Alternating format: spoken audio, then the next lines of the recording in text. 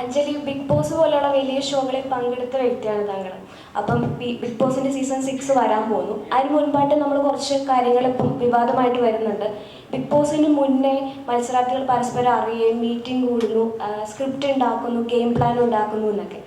ഈ ഒരു കാര്യത്തോട് അഞ്ജലിയുടെ പ്രതികരണം എന്താണ്? ഫസ്റ്റ് ഓഫ് ഓൾ, ഞാൻ ആദ്യത്തെ സീസണിൽ എനിക്ക് തോന്നുന്നു 2017-2018 സമയത്താണ് പോകുന്നത്. സോ എനിക്ക് ആ സമയത്തൊന്നും ബിഗ് ബോസിനെ കുറിച്ച് ഒന്നും അറിയില്ല. അപ്പോൾ ഇപ്പോഴത്തെ പോലെ പ്രഡിക്ഷൻ ലിസ്റ്റോ അങ്ങനെയൊന്നും വരുന്നുമില്ലായിരുന്നു. ഓരോ ചാനൽസിലോ ഓൺലൈൻസിലോ ഒന്നും അങ്ങനെയുള്ള പ്രഡിക്ഷൻ ലിസ്റ്റ് വരുന്നില്ലായിരുന്നു. എനിക്ക് തോന്നുന്നു ഇപ്പോൾ ഒന്നും കൂടെ എന്താ പറയുക, ആരാ പാർട്ടിസിപ്പേറ്റ് ചെയ്യണമെന്നുള്ള മനസ്സിലാക്കാനുള്ള ഓപ്പർച്യൂണിറ്റീസ് കുറെ കൂടി ഉണ്ട്. സോ സ്ക്രിപ്റ്റ് എന്തായാലും പ്ലാൻ ചെയ്യാൻ പറ്റില്ല. നമ്മൾ എങ്ങനെയാണോ അതേപോലെ ബിഹേവ് ചെയ്യാനേ പറ്റൂ അവിടെ. പിന്നെ എനിക്ക് അവിടെ ഫീൽ ചെയ്ത കാര്യം എന്താണെന്ന് വെച്ചാൽ, അവർ ഇപ്പോൾ ഒരു പേഴ്സണിന് ഒരു 5-6 പേര് പുറമെ നിന്ന് സ്ക്രിപ്റ്റ് ചെയ്യുമ്പോൾ നമ്മളെ മൈൻഡ് വെച്ചിട്ട് വർക്കൗട്ട് ചെയ്യാൻ വേണ്ടിയിട്ട് അടുത്ത ഗെയിം അല്ലെങ്കിൽ വേറെ എന്തെങ്കിലും ചിലപ്പോൾ നമ്മൾ മൈൻഡിൽ ചിന്തിച്ചിരിക്കുന്ന കാര്യം വരെ ഒബ്സർവ് ചെയ്യാൻ വേണ്ടിയിട്ടുള്ള ഒരു ടീം പുറത്തുണ്ട്. സോ അങ്ങനെ വരുന്ന ഗെയിംസിലൂടെയാണ് പല ക്ലാഷസും വരുന്നത്.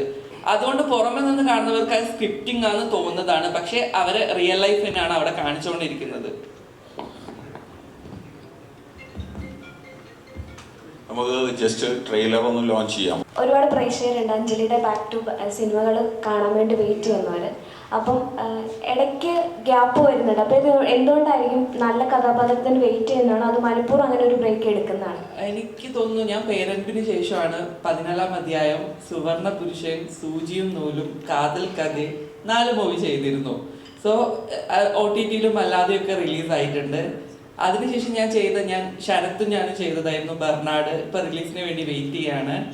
ഞാൻ വർക്ക് ചെയ്യുന്നുണ്ട്. പിന്നെ ഇയാളിപ്പോൾ പറഞ്ഞ പോലെ അമ്മൊക്കെ കണ്ടവര് വിരളമാണ്. ബിക്കോസ് ബിക്കോസ് അത് തെലുങ്ക് മൂവി ആയിരുന്നു.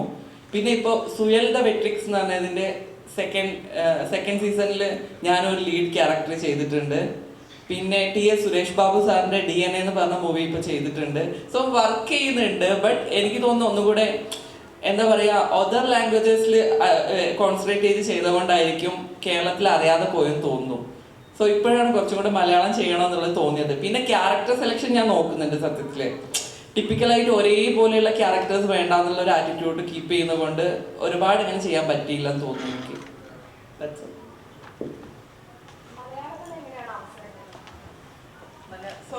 എനിക്ക് കൺവേ ആയില്ല ക്വസ്റ്റ്യൻ. എനിക്ക് തോന്നുന്നു താരതമ്യേന മലയാളത്തില് ഇപ്പൊ പലരും പറയുന്നത് ഞാൻ കേട്ടിട്ടുണ്ട്. സോ ഇപ്പൊ തമിഴിലാണെങ്കിൽ കുറച്ചും കൂടെ അക്സെപ്റ്റൻസ് കിട്ടുന്നുണ്ടെന്ന് തോന്നുന്നു.